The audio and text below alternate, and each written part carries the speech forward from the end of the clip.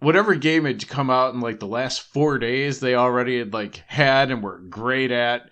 And they're like, what do you play? I'm like, Soul Calibur 2? And they're like, that game's 10 years old. Okay, guys, it's fun. I'm leaving. Goodbye. Forever.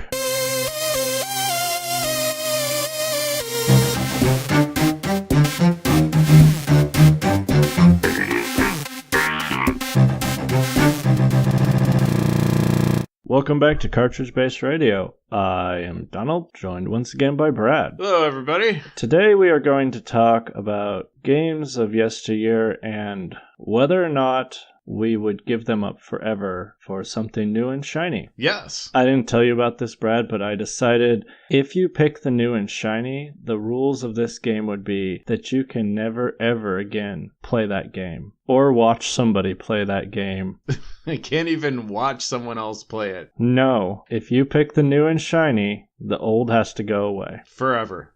We both compiled a list of games we played and liked and or just played and know exist. And then the other person went out fake shopping, and we're going to try to tempt each other away from playing that game ever again. Most games depreciate in value, and after a few years or a couple generations, you can find them for dirt cheap. But there have been a few, and I'd say in the last 5 to 10 years, the amount of them has increased that have gone up in value, or maybe they're still not as expensive as they were when they first came out, but they've kind of retained some of their value. And we sought out some of the more expensive ones, and then we kind of decided to come up with a range. So we have some really expensive games. We have some inexpensive games, but that are just sort of surprisingly high for what they are. You know, we're going to look at that and, you know, these rare and valuable games and whether we'd rather have them or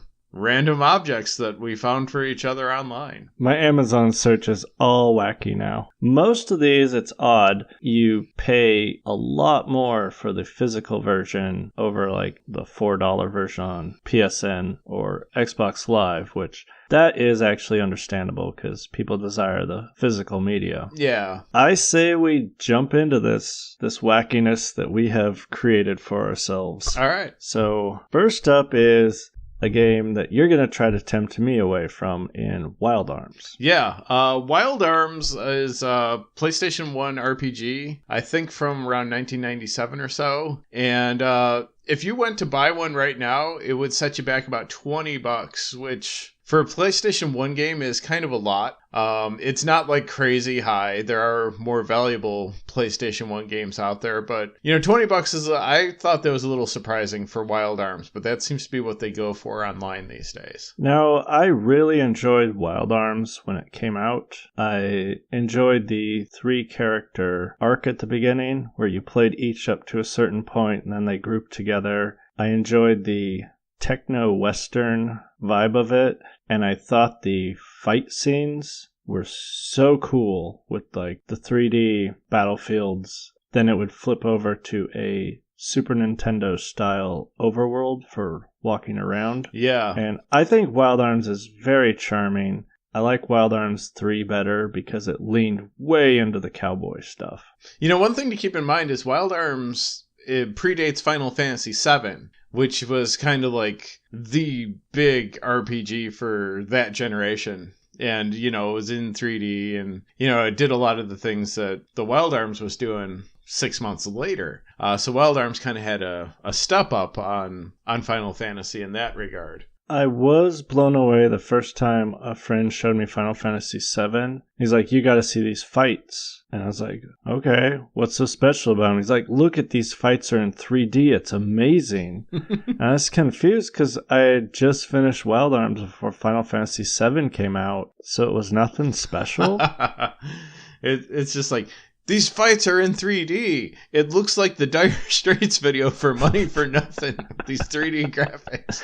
And I think Wild Arms' approach to their 3D fights with the more cartoony look and the bold colors read a lot better on the screen than Final Fantasy VII's like dirty, gritty textures. Yeah. Where Cloud's pants 90% of the time blended in with the floor. Yeah, a lot of PlayStation games kind of had an issue where the textures, they were trying to do too much, and they ended up looking like really too busy. And Final Fantasy had that going on, and Wild Arms had a little bit of a cleaner look to it. The other thing that I really liked about Wild Arms, and I didn't play it a lot, it was back when I was still playing RPGs, and I was interested in it, and it just kind of fell into a pile, and I ended up not finishing it or getting very far. But one thing that I thought was really cool is you could rename all your magic spells. And you could call them whatever you wanted. Brad, did you cast a lot of butt? No. I actually I got so not far in this game that I only had like the very first spells, and there was this one that created like all these like multicolored bubbles that I think did damage your enemies or something, and I called that Mr. Sparkle as a Simpsons reference. Because it's kind of like they were scrubbing the enemies to death or something. I believe I numbered my favorite spells, so when I went to pick them, it would be, I could just quickly pick out my level of priority of spell that I wanted. I didn't even know what its actual name is by the end of it. I'd be like, I cast 5 on you. All right, Brad. All right. So, you could keep your, not mint, but nice, complete, in a box with the original instructions. Disc doesn't have any scratches on a copy of Wild Arms. Or, for the same price, you could get a Japanese Kit Kat variety assortment. You might not know this, but in foreign countries, Kit Kat is a really big deal, and there are just literally dozens of flavors out there that aren't available in the US. And this kit from Japan includes 14 different Kit Kat flavors, including strawberry cheesecake, rum raisin, and of course, green tea. Okay, this is cruel because you know that I'm kicking sugar out of my life. But a cheesecake Kit Kat.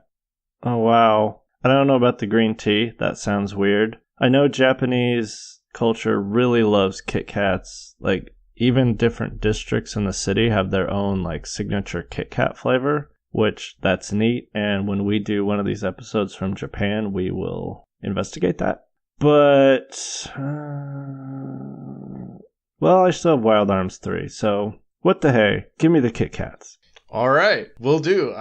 Hopefully this will start you off on a self-destructive, globe-spanning quest to get all the Kit Kat flavors. The show ends with me dying of heart disease. Right on. Okay, so I just gave up Wild Arms forever. But you got 14 Kit Kats. Yeah, and I can eat them while playing Wild Arms 3, the superior product. There you go. It's a good plan.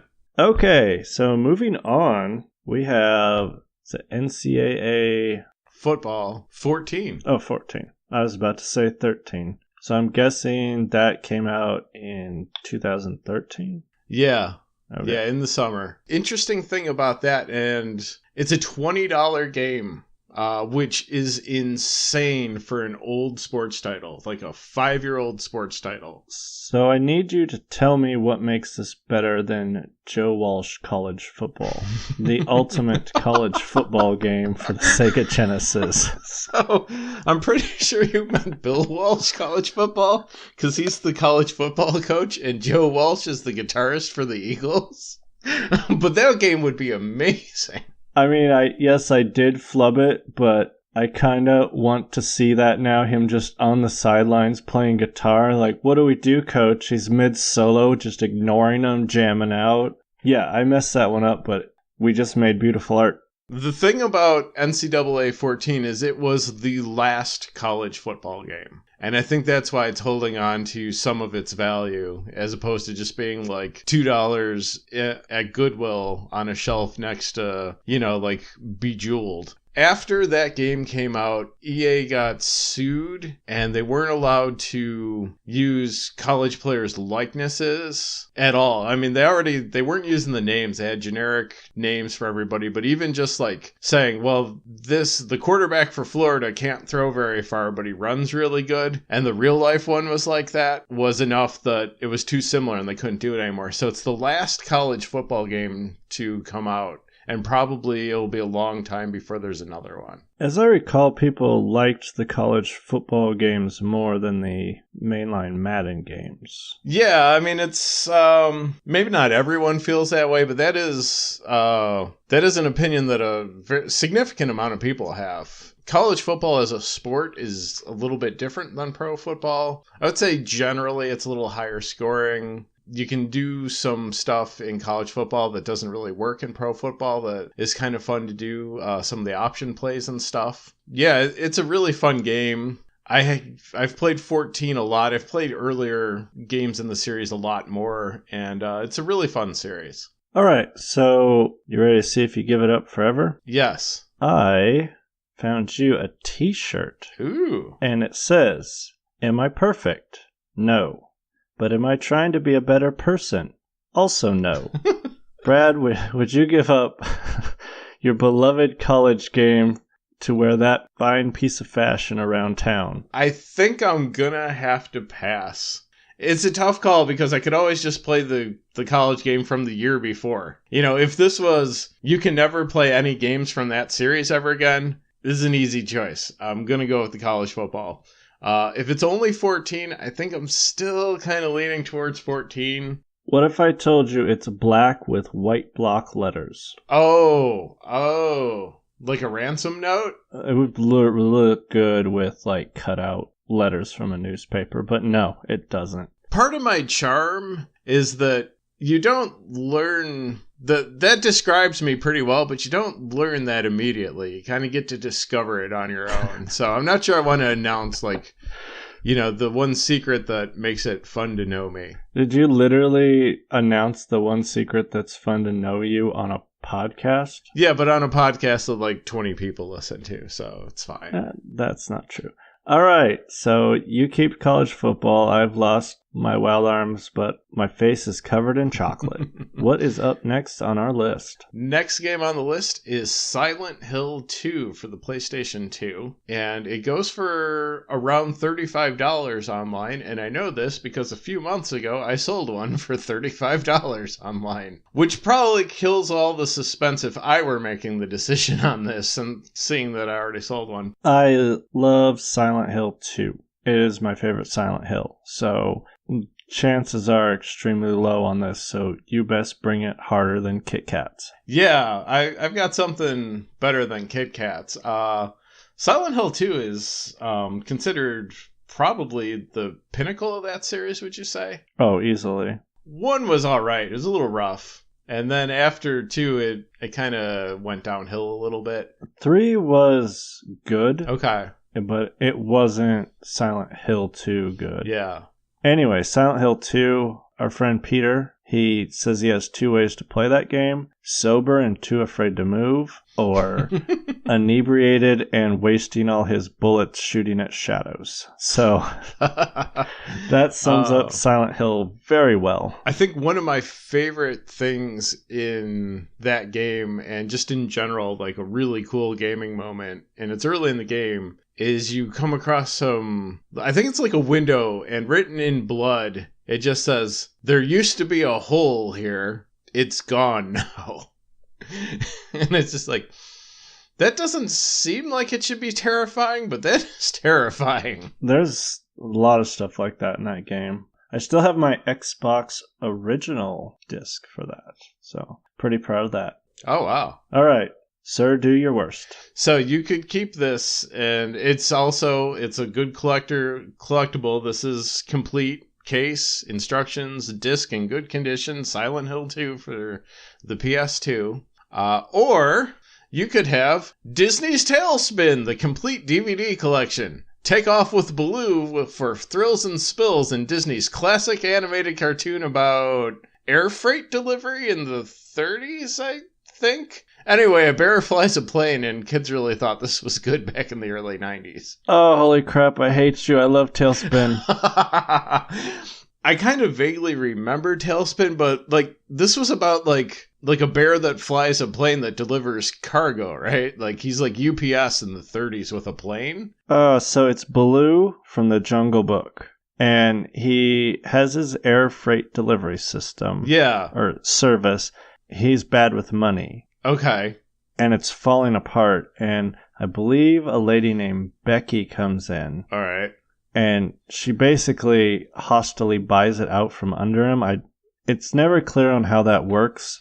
A lot of 80s movies worked this way, too. She's now the boss, and there's a kid that hangs out with him named Kit. Okay. He would jump out of the back of the plane on like this sky skateboard with a boat tow rope. What? And he would always foil the air pirates who were always trying to get their hands on the precious cargo. There's like a wolf.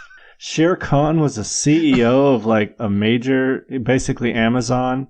King Louis ran a bar. And it always showed Baloo sitting there at the bar, so I think Baloo flew drunk in hindsight. Was the Tiger CEO like the CEO of the Air Pirates? Was his company just like Piracy Incorporated? Like it was a real business, but they just stole cargo? No, the pirates were a third party. Oh, okay. Shere Khan's company didn't like Baloo's like single box delivery service on his seaplane because he wanted and it's set in this weird like town in a harbor that has this rock like C shape around it, and it had huge cannons to fight the pirates. It's a bizarre show. It's completely bizarre. Am I weird for thinking that like a cartoon about package delivery that's set during the Great Depression is kind of like a weird thing for kids to get into? It had pirates in the air. Yeah. It had stunts, like mad airplane stunts, and it had Baloo, apparently drunk Baloo. So this is all 3 seasons. This isn't just like season 1. This is all the Tailspin ever on DVD. I hate you so much. That's literally Sophie's Choice. It's nothing like Sophie's Choice. This is my Sophie's Choice. You have kids. This can't be your Sophie's Choice. Okay, I'm not going to do Sophie's Choice with one of my kids. I'm going to do Sophie's Choice with this because I'm not a monster. Come on. I'm going to have to say goodbye to Baloo because I'm going to keep my Silent Hill 2. All right. Because somewhere out there I still have my Darkwing Duck. Disney put out a lot of cartoon series, and whoever was writing those theme songs, I mean, I don't really remember Tailspin, but I remember the song. I'm keeping Silent Hill 2, even though I could talk for an hour on the virtues of Tailspin. We'll have to see if they ever made a game of it, and then we can have... They did! We're going to have an episode about the game, and it's really just a pretense to talk about the cartoon for an hour. There we go. I love that. Except you can't do it, because you picked Silent Hill. Oh. Blast my rules. My good rules that everyone loves and thinks are great. All right, so I believe we are moving on to Lufia? Yes. A game I've never played. Oh, I've played it. Much like my copy of Super Metroid, this was one that I bought at Blockbuster out of a giant bin of games that they weren't renting out anymore. Right now, the lowest price I could find for it, and if I remember correctly, it was a complete one with box and instructions, was like mid-70s, like between $70 and $75, which is a lot. That's more than it sold for when it first came out. It's about double what I paid for it at Blockbuster. So this is one, I think this is the first one we've gotten that's actually appreciated in value. That's kind of neat. The game itself wasn't a big fan of it. It's one of the games that started kind of turning me off of JRPGs. There's a random battle about every 4 steps in this game. There's even an item in the game, like a potion or something, where it's not a piece of equipment where it's infinite.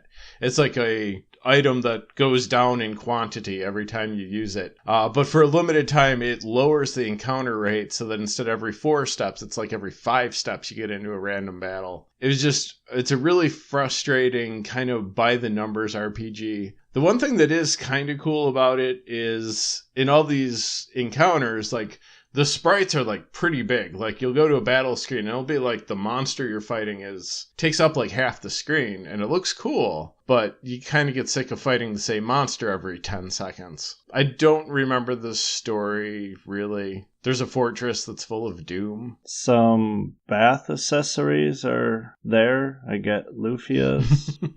Well, this one might not be that hard if this is the one that ruined you on JRPGs. How would you like a drone, Brad? Yes. But wait, there's more. Oh. This is a first-person view drone where you can put on your favorite 3D VR headset and fly it by looking around.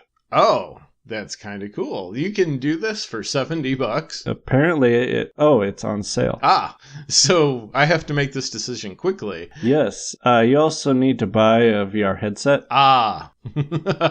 VR headset not included. You can use your phone for the first-person view. It attaches to the control, and you probably look just like the coolest dude when you're doing it at the park. So, out of the box without the VR headset, this is not that different than the RC helicopters that there's always a guy in the middle of the mall flying around and trying to sell. Oh no, this thing is bigger than that. It is actually pretty hefty of a little thing, which is surprising. Okay. So it's a quadcopter with a little camera in the front, and it kind of has a cool sci-fi look to it. You can fly it with your head. Okay. I don't know if it comes with a vomit bag or not, because I imagine if you went very fast, you could make yourself throw up pretty good. Yeah, I have never flown a quadcopter before. I did actually one Christmas not too long ago. I got one of those RC helicopters that they sell at a kiosk in the mall. It was really hard to control. We pretty much like trashed the apartment and like nearly maimed one of the cats. Now his nickname is Rotor. That's Stumpy. Oh, so Brad. Yeah. Do you want the drone or Lufia? Yeah, you probably could have offered me a bag of old garbage, and I would have taken that over Lufia.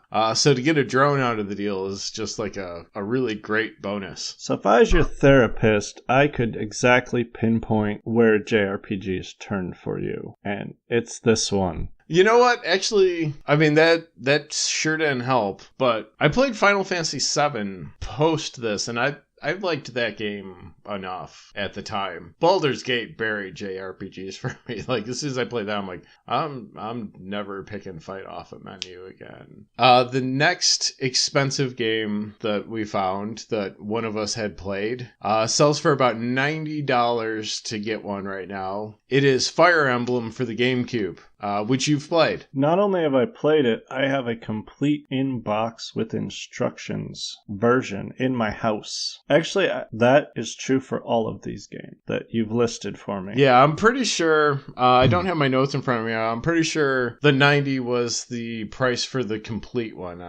So this is exactly like the one you have. Nice shape, everything's there, great collector's item. I've never played any of the Fire Emblem games, actually, so what are they like? Just early tactics. So, vein of Final Fantasy Tactics. It's a little more snappy than Final Fantasy Tactics. You can see the birth of like modern XCOM in Fire Emblem, because if one of your characters dies, stays dead. Oh, is that like a game ruining?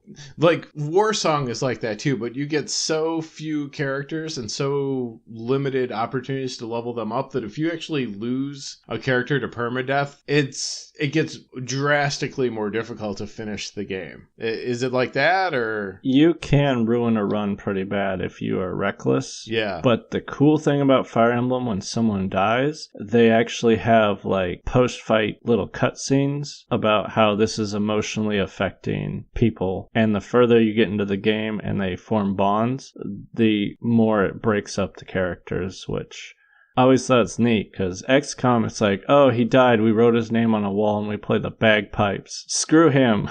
You can buy another guy for $20. Sweet.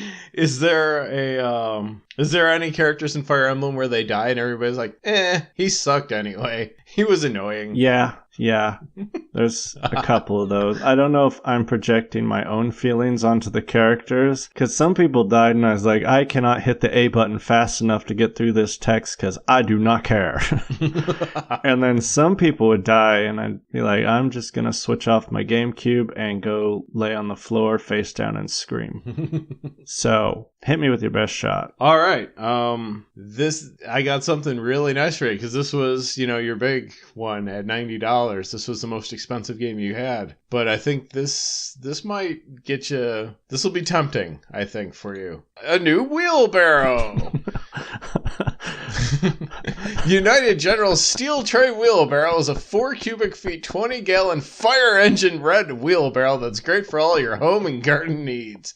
Described by one reviewer as a good wheelbarrow once you assemble it. With wooden handles and a 14-inch tire, the possibilities are pretty much endless.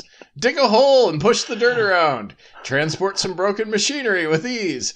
Give your kids a thrilling ride around the property. No. You don't want the wheelbarrow? No, I don't want the wheelbarrow.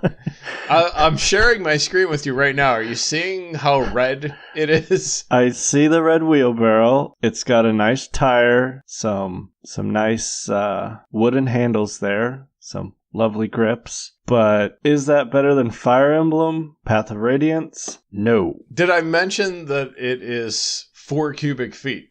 You could fit 4 cubic feet of whatever. If you had found like one of those giant earth-moving trucks for $90, we would be having a talk right now about what I choose. But not a wheel. Oh, man. Well, that's how much they cost. They cost as much as Fire Emblem. It's spooky that a video game could buy you a wheelbarrow. That would be a really weird economy to live in, where like people trade their video games for, gardening equipment, and that's just how the economy works. I'm keeping Fire Emblem. We're going to move on to, actually, it's quite the collector's item. I wish it cost a little more, because the other thing I wanted to get you, or tempt you with, is like $90 more than your game. This one's still good. So tell us about Panzer Dragoon. This is Panzer Dragoon Saga, which is the RPG version of the Panzer Dragoon games for the Sega Saturn. It is one of the most expensive games out there. $600 for a used copy. We're not talking like new with plastic wrap on it. This is a used copy. It's complete, instructions, disc, and all that, but it's still a used game, and it's $600, and the reason for that is that it is extraordinarily rare. It was one of the last Saturn games ever released. That and Shining Force 3 both came out right around the same time, and they were both extremely limited runs. The Saturn was still alive and kicking when they announced these games, but was pretty much dead by the time they actually came out. I mean, it was not... Alive and kicking might be an exaggeration. It was still a thing. And it was more or less dead by the time the games actually were released. I mean, it's a whole conversation. Was the Saturn ever alive and kicking? Or did it come out with a Sega employee with the little paddles trying to start its heart the whole time? Oh, come on now. Bug was like a launch title, and it was just... shut up. Bug was horrible. Clockwork Knight. I mean, come on, man. What more do you want? The first Tomb Raider and none of the sequels? Anyway, I actually got to own Panzer Dragoon Saga for a little while when it first came out. I was working at EB at the time, and I had pre-ordered a copy, and my friend Joe had pre-ordered a copy, and we only got one for the store because, I mean, really, that's how limited this game was. We got one copy ever at the store. Besides, we had 2 employee pre-orders and like 3 other pre-orders, so, this was an in-demand game. And I just happened to be working the day that it actually arrived in the store, so I got it instead of Joe. I played through it and was kind of disappointed. They had a combat system that tried to like blend RPG turn-based kind of combat like you would see in most JRPGs with the Panzer Dragoon Saga like shooter kind of combat. The way it works is that everything has like a weak spot. So combat, one of the things you could pick would be like shoot or, cast a spell. I think it's been a long time. But then the other ones were like rotate so that you're at a different angle to the thing that you're trying to fight. So like if it's off to your left and its weak point is behind it, instead of choosing fight, you would choose like swing clockwise, 90 degrees, and then you'd get behind it. And that seemed kind of neat and maybe a little actiony, but the problem is like it's turn-based, so like you would maneuver behind it and then it would maneuver back to around the side of you, and that would go on for a while until one of you like got a bonus turn and you could get it into its weak spot and shoot it. It wasn't that great. The whole thing is maybe 10 hours long. And I probably spent 2 of that just like looking for the next area to go to, because at one point it gets kind of unclear what you're supposed to do. It somehow spans 4 discs. This 10-hour game is over a ton of Saturn discs. And it's probably not worth $600, but who knows if the thing you picked out for me is either. So, that loving rendition of how much you actually didn't like the game.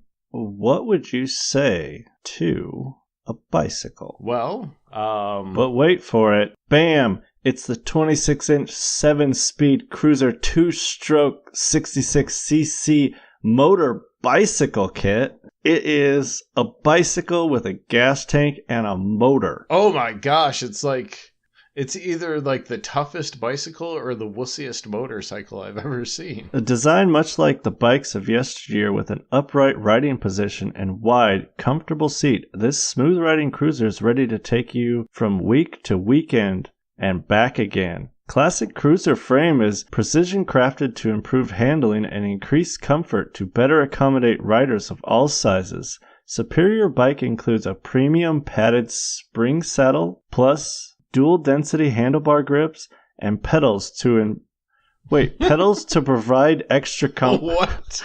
Are there ones that don't come with pedals? Like, you're on your own, bud. I mean, at that point, it really is just like a motorcycle. So it's got the most low maintenance 7-speed drivetrain pedals for smooth and sweet around the neighborhood. Easy stopping with, all in caps, front and rear brakes. Ooh. The frame is blue. It's made of aluminum.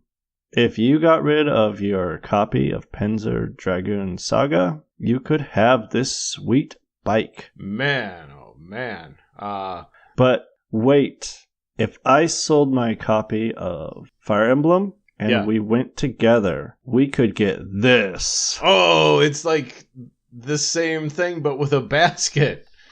No, but they lowered those front handles. Oh man, so it's like you have the basket, yes, but you look more boss in this one. It looks like a bicycle that dressed up as a motorcycle for Halloween.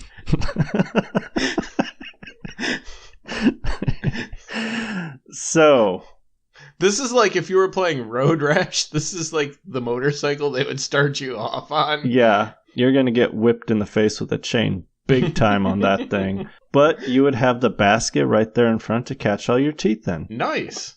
Yeah, that is definitely a bicycle with a tiny, like, vacuum cleaner engine attached to it. So, my question to you, Brad, is do you want to secretly hide in shame with your Panzer Dragoon game? Or do you want to be publicly ridiculed for riding this monstrosity? Man, when you put it that way, PD Saga is starting to look like the better deal. But if you take it, you can't ride bicycles ever again. I live on top of a hill that's all like really busy, narrow streets with no shoulder. So I'm already kind of afraid to ride a bicycle anymore. Like, I'll be killed. With this bicycle, you don't need to ride a bicycle. It drives you up the hill. That's true. Yeah, I'll take the bike any day of the week. Yay! Did we pry 2 from your hands? Yes. Maybe, yeah, 2. 2 out of 3. So now you have a bicycle and a drone. Yes. Well, that was fun. That wheelbarrow. Jeez. Come on, that was a nice wheelbarrow. You've never played a Fire Emblem if you think that little of Fire Emblem. Maybe I just think very highly of wheelbarrows. You really love wheelbarrows, and inside you're crying right now because I don't share your love of wheelbarrows. You know, I mentioned this before when you were making your decision, that you didn't spend much time deliberating, but I'll mention again. Did you see how red it is? It's very red. I mean, it's a very deep red. I think that's going to do it for this episode. If you want to see these wonderful products, you can come over to cartridgebaseradio.com, and in the post for this show, we will feature the picture for all these wonderful items. Maybe I'll even do some nice graphic editing, and I'll overlay the game so you can see the box art too. We'd like to thank everyone who is subscribing and downloading on iTunes and Google Play. A special hello to Japan and France. Yes. Bonjour and konnichiwa. See, what else? Come on over to our Facebook page. Say hi. Yeah. We post the updates every week on there, so you can keep up with the show. I think I've been debating this. I think I might put up a little more fun content occasionally. I don't want to inundate our Facebook fans with nonsense posts, but a couple of weeks ago for the Skyrim episode, I did put up a clip that we had talked about during the episode. So, a little bonus stuff like that, and maybe once in a while a little bit of random silliness, and it's a fun place to hang out. If you want to email us, we have an email address still. Is it cartridgebaseradio@gmail.com? It is cartridgebaseradio@gmail.com. If you want to write and question Donald's disinterest in wheelbarrows, by all means. Write in and tell me why my love of Fire Emblem is not equal to that of my love for wheelbarrows. I guess that's it for this episode of Cartridge Base Radio. We will be back next week with our usual depravity of tearing into a game's world. So thanks for sticking around for this initial episode of Would You Give Up Your Favorite Game? I am Donald, and over there's Brad. Yep. And we will see you next week. All right. Goodbye.